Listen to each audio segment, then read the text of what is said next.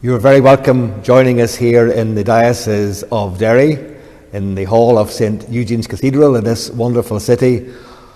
On this, the first Sunday of Lent, today we begin a journey with Jesus. A journey that begins with his baptism and the temptations today, leading right through Lent to Good Friday and the resurrection on Easter Sunday. And this year I'm inviting 6 young people to journey with me, reflecting on the Gospels, the big Gospels of the Sunday, to see what that journeying might mean, yes, for them as young Christians, young Catholic Christians in 2022, what it might mean for a church that is journeying together along the synodal pathway, seeking to know where the Lord is leading us. And I'm delighted to have with us for this first Sunday in Lent, Lizzie Rea. Lizzie's been working with the diocese in youth ministry for this past couple of years now. Fourth year now, doing a fabulous job, particularly during lockdown. I just want to spend a little bit of time with the Gospel of this first Sunday of Lent, seeing what it might mean to young people, how they might read it with different eyes from my eyes. So, Lizzie, you're very welcome. It's very good of you to come along to start this conversation, and I hope that in the conversation that we share, it will enable some other people to engage with the strange story. As I said, the baptism of Jesus falls just before these temptations. And at his baptism, there was this voice that we hear of, which said, "You are my son, my beloved, my favour rests on you." And then immediately after that, Jesus is led off into the desert to be tempted. And I think the church has always seen those temptations as Jesus being subject to the devil trying to say, no, you're not really the beloved Son of God. Don't be silly. Play that all down. Or to doubt that the cross, being a suffering servant, being the Lamb of God who would take away the sins of the world on Good Friday, that was the best way to go ahead, and suggesting he try other ways, impressing people with stones into bread and jumping off the temple and getting political power and so on.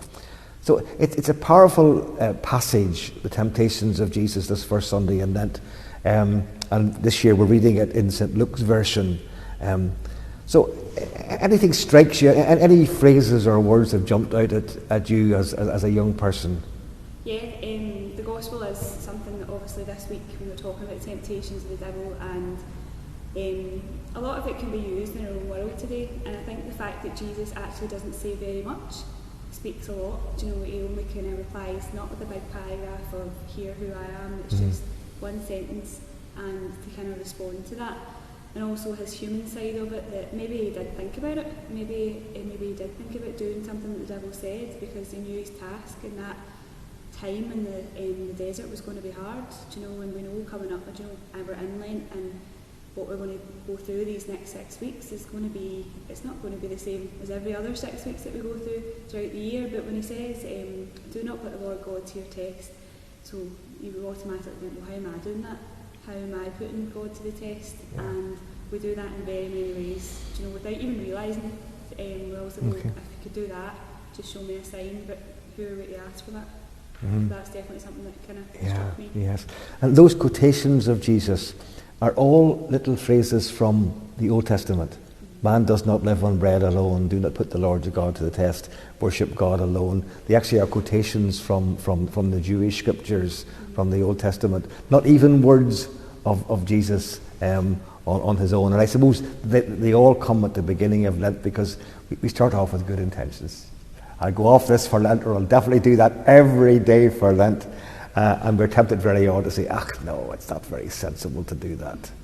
And I think there'd be a lot of pressure on people to think, well, fasting, why on earth would you do that?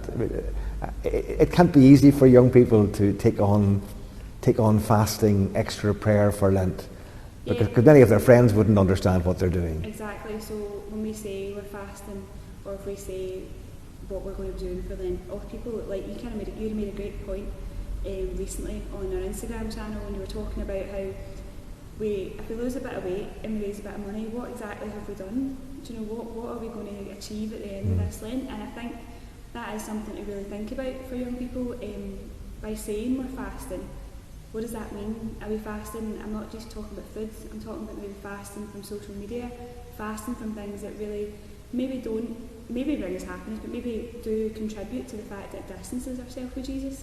Through time scrolling on TikTok, which we all do. I am very guilty of it. But I do understand that maybe that's a lot of time that I've not engaged Jesus in any part of that. So I think, but to have that conversation as well as a young person and explain it to people, say I'm doing that for Lent, people would automatically assume, oh, you're doing that just to, you're on diet for Lent. It's great way to lose weight, but what are you achieving at the end of it? What's that sacrifice for? Is it for an intention? Is it for something that's, you've got a focus? Lent used to always be great in the sense that I'd go to Lourdes at Easter after it, so you had that focus of, I am sacrificing because I know I'm getting pizza and chips when I get there, and loads of crepes. So you were able to think, right, no, I'm doing that. But also when you get to Lourdes, there is the sick that you're taking with you. So it's a very obvious way that you see your intention in front of you. Sometimes we don't see your intentions of why we're doing something. And we're kind of coming to that with Ukraine, what's happening in Ukraine, where it's all very visible on the media. And you made a great point as well when you said recently about what exactly are we standing for with that. So in this Lent and in this time about putting God to the test and all these things that we are kind of bombarded with throughout the media as a young person, when we're really thinking about our fasting and our sacrifices and what it means. Yes, and I think people can sort of understand, I'll go off something for my health's sake, or I'll do some particular thing that's tough in order to raise money for Trócaire or whatever else. But actually, I think Jesus has always suggested in the Gospel that there actually is a value in prayer and fasting and penance. And I suppose it centres back on that baptism story again, where that voice says, "You are my son, the beloved." And all our faith begins with some sort of relationship with God. Not just doing things for God or trying to do the right thing, but actually it all depends on recognising who God is in our lives, and perhaps part of the purpose of fasting and penance is actually saying, where am I not putting God in my life? As I said, I think Lent, like that, is really a time for self-reflection, isn't it? It's a time to think, right, okay, where exactly am I in my spiritual life? Have I taken the time to do any of this? And like that, we actually had a conversation, I think it was on Monday, and it was with our Alpha group, so it was young people online, and the question was about prayer and how we pray. And somebody made a comment which I kind of laughed at, but he says, people ask for stupid requests from God, and I said, what do you mean by that? And they said, well, they ask for stupid things that maybe in the grand scheme of things aren't important. And I think that's a really time for Lent reflection. I've been guilty of praying for a football team to win when realising it's completely ridiculous.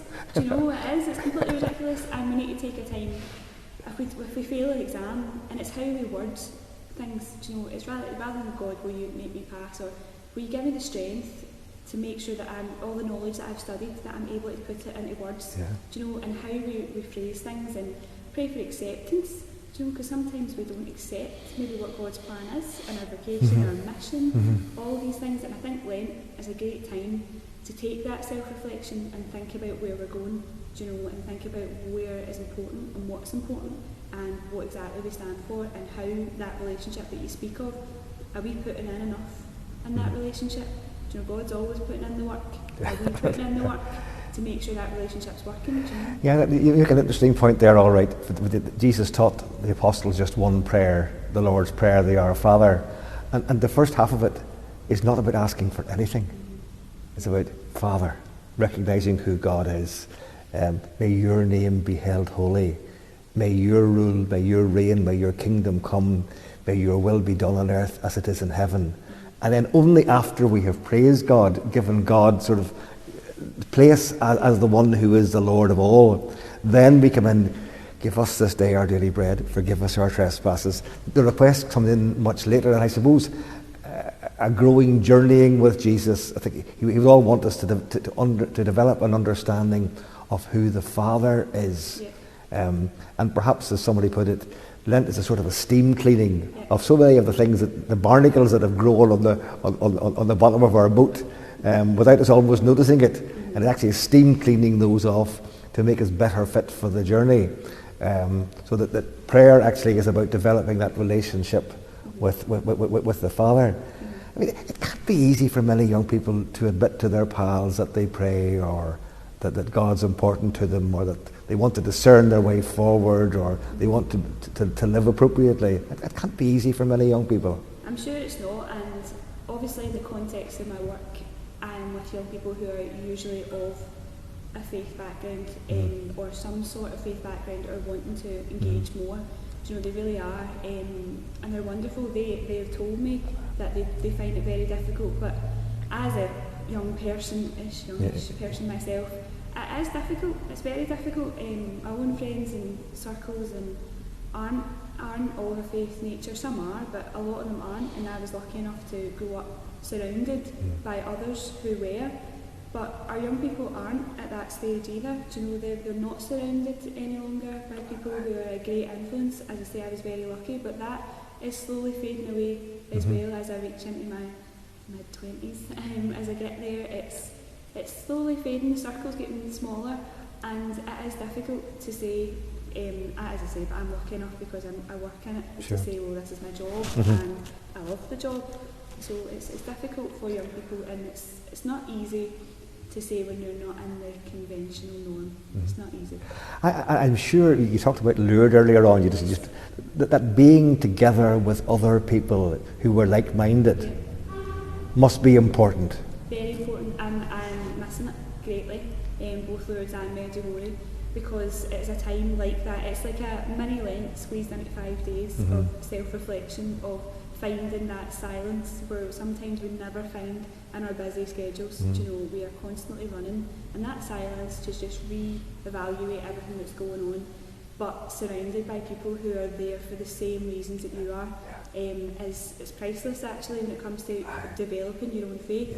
And as I say, a lot of our young people don't have that experience within their parishes, because, and different to a pilgrimage, we go to Mass maybe on a Sunday and we leave. You know, some communities are a wee bit different, but the majority is we would go and we leave, whereas in pilgrimage you can't escape it. Everyone is there, you know, all day, every day, doing the same thing, and the conversations is just this is something that I wish a lot of young people would experience, because they would learn so much from it. You haven't got to suss out whether somebody actually has a faith. You can talk almost to a stranger, because you work on the assumptions. Half the cup is full already. You know exactly where they're coming from. There's no sussing out. That's exactly it. You don't have to kind of look at people. Do you know, is this a bit awkward for them, or do you know, everyone's kind of coming for the same reasons. And you probably can trust. There is the strangers you're with.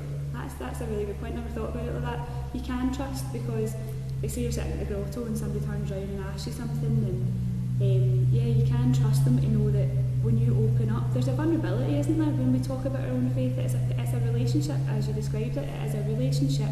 It takes work, but that's sometimes when we're not holding up our end of the bargain, you become vulnerable. You say, I haven't been, or I haven't done this, and you can trust. You can trust because we know that you're there to kind of make that relationship stronger when you're in those types of pilgrimage sites.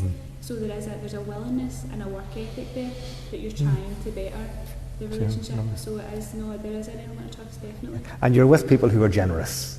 They've collected money, they're putting themselves out, this is their holiday time, they're pushing a wheelchair, or they're spending time with somebody who's got particular needs or whatever they are. And they are generous people by definition. You have that in common. There's a service here. We are here for others, you know, and something, a Christian value that a lot have. But I notice that a lot in Derry as well, though, I have to say, as much as it is there in Lourdes, it is in our young people. When you ask them for anything, and when you need something, they're there, and they come and they're willing, and they're so enthusiastic. Bishop, I say this to you all the time, I wish people could see a glimpse of their enthusiasm. It is so joyful, it really is, and it is a joy to work with them. And you find it hard whenever adults sometimes classify all young people. I really do, and I need to get better. I need to get more patient with that, because they're coming from a place of no knowledge on it. You know, they haven't actually taken the time, and that is something that I struggle with as a person of my own faith. In these situations, I understand why young people don't want to be there, because some young people don't want to be there because when that attitude or opinion comes at you from another generation that says, oh, young people don't do this, they've written your story without asking the question, and that it's very difficult to then say, well, actually, no, that's not the case. So yes, I do find it very frustrating, because if those people could be on one of our alpha calls, if they could be in a school when the young people are given so many ideas, we would just love to bottle it up and say, like, go and just watch this and see how enthusiastic they are and how willing they are. And that they are as idealistic and generous as young people in any generation ever were before them. Yeah. Do you know, we are clouded by media, social media. There is pressure to look a certain way, to be a certain way, but there is also so much goodness there about climate, change, but all issues, but also about faith. They're very open to talking about it if people would only ask. Yeah. That's it. I suppose the environment the moral environment can be difficult, because what normal people nowadays are expected to be doing. I mean, I know, talking to young adults, there's a huge pressure on to conform to a self-indulgent lifestyle and a party environment where everything goes, and if someone doesn't agree with that, they must be strange or twisted or warped in some way or other. It can't be easy to have standards and have ideals and expect a lot of yourself if the cultural environment says, obey your thirst, life's too short to say no, let's feel good. Yeah, no, it's a hard thing to say no. We're expected just to be like that. There's a culture of just go party, do what we want to do. But people who do that, and people do enjoy it, but there comes a time they think, is this actually gaining me happiness? And how we then respond to that. But yeah, to have those ideals from the get-go, when people go into university or college and say, nah, this isn't for me, is very difficult to say, because if you say it, I'm sure a lot of people have been labelled a holy Joe. I was like, if you only knew, I'm not a holy Joe, But you're labelled that before you, so there's judgments on both ends, as I say. There's judgments from older people saying, no, you aren't the same in my day, we didn't get away with this. And then there's judgment from your peers saying, oh, sure, there's the Catholic one now. Because you say, well, no, I don't agree with that. And that happens in many different cases, a lot of topical issues that I'm not going to go into, but there is a lot of topical issues in our society that if you say a certain opinion, you are then also categorised as, oh, well, you must be this, this, this and this. We haven't listened to my opinion on it, but because you go to Mass, because you are a practising Catholic, you are deemed as certain things. Again, without the person, everyone's taking the person, they're just boxing people off into groups, into categories, without actually the way Jesus did, and say, who are you as a person? What do you stand for? What is your ideals? Because we don't have, this about synodality, we all don't have the same opinion. Where there's differences, but we're all trying to be and have that relationship with Jesus. And I suppose you seem to have found that when you get young people together and give an opportunity to talk and to share about where they are on their faith journey, what they understand and don't understand, and what stirs in them, that they actually enjoy those serious conversations that in some ways secular society doesn't even allow them to have. Yeah, definitely. They all say that. They all say, we couldn't ask the question, obviously, do you have any of these conversations in your own friend group? Like, no, we don't push religion. That's what comes out of it a lot. We don't push religion, but we're really happy that we're able to have those conversations, and especially in the scholarship, which we're having, where it's a wee bit more intense than just like an alpha course. They're really able to explore how their faith impacts them, but learn from each other. I think there's a learning from everyone else, your own peers, to say, well, no, this is what I find difficult within my own faith, and those doubts that we all have. It's good to hear it from someone your own age. And you have found, I think, over this past 2 years in lockdown, that actually online is a wonderful context environment in which to meet young people. Do you want to just explain a little bit about what you've discovered there that you would never have been thought of doing 2 years ago? I think geographical actually is probably the best way to put it. Our diocese is pretty big. From Malin Head to Oma is long enough. Yeah. And these young people are all getting to come on from different areas of the diocese and talk to each other, make friends, but also learn about what's important in each other's life. So no, I don't think I've been able to have the numbers, have the conversations that I'm having unless it was for online, because of, again, geographical, because parents are busy driving their kids to Derry City. We always come to Derry City because it's the middle of the road. Yeah. Do you know, driving them on a Monday night at 7:30 isn't feasible. Sure. So them able to join from their houses in a space where they feel comfortable and confident really has worked well. Don't be wrong, there's a bit, that building relationship still takes time, it's not automatic, but by the end of the courses and by the end of everything, they've made friends and they're hearing from people. So say for example, there's integrated schools in our diocese, there's also Catholic schools, but there's boys' schools, girls' schools. Those relationships might not have happened, do you know, because they're speaking to others. Sure. And a lot of things have in common obviously with the John Paul II Awards, and they talk about that, but even without that, they are really interested to see just about each other and their faith and what drives them. Like we would have maybe a conversation about what movies they're into, or did anybody watch the new series? Do you know, there is a social element as well. Sure. But once that social element is developed, they're able to open up even more. You know, there's that trust. And so belonging is part of believing. There's always that sense that Jesus was about gathering people together rather than just individual followers, individual fans locked in their own little quiet room. Building community was part of that journeying together. What should the Diocese of Derry, any other diocese, what should we be as a church doing in order to enable young people to journey together? Whether it's intergenerationally journeying with older people or whether it's journeying with their own peers. What sort of things do we need, do all our dioceses in this country, in this time, need to be doing? I think we have journeyed and listened to young people, and I think to know that that's a never-ending thing. Do you know what I mean? These young people don't speak for all young people. The next group might be a bit different. This is a never-ending listening process.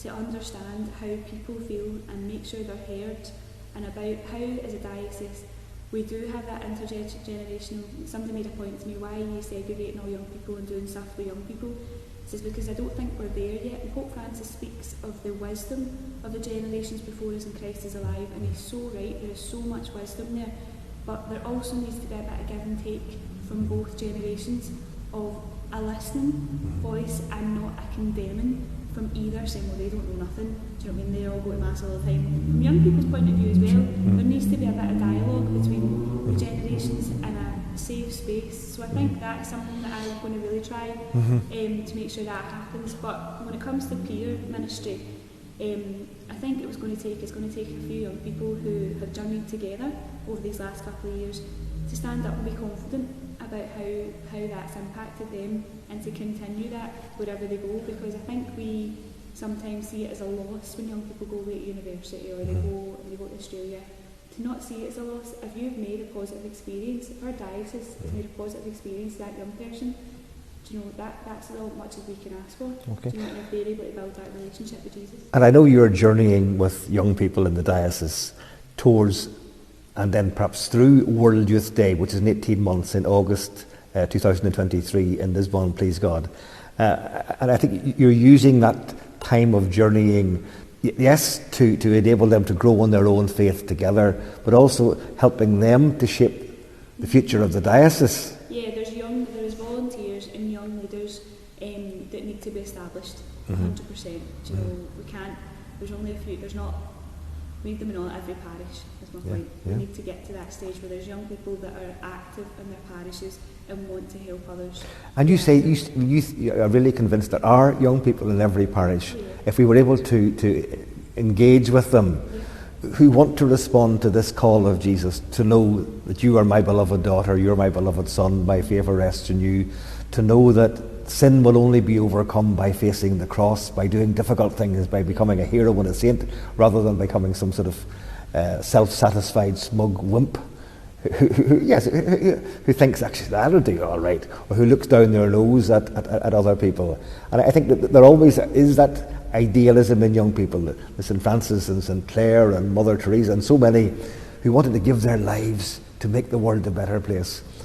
And you wouldn't do that just by getting plastered and having parties at the weekends. They want to do something beautiful with their lives rather than just be messers. Yeah, definitely. And I think there is in every parish.